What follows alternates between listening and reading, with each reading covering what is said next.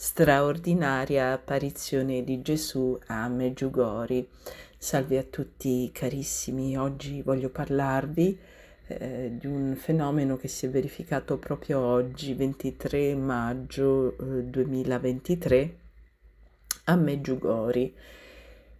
E in che cosa è consistito questo fenomeno? È consistito che praticamente c'era una persona che stava scattando delle foto da lontano alla collina delle apparizioni, dove, lo ricordiamo, è presente una statua della Vergine Santissima collocata vicino ad una croce blu.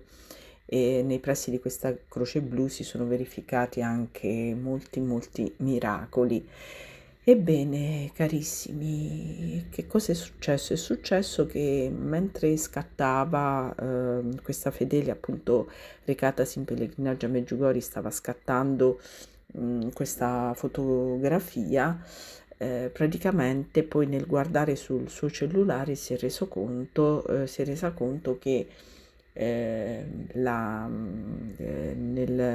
vicino alla statua della Madonna appariva un'altra figura che sembrerebbe essere quella di Cristo. L'immagine in questione sembrerebbe quella di un uomo con i capelli lunghi ed una tunica bianca.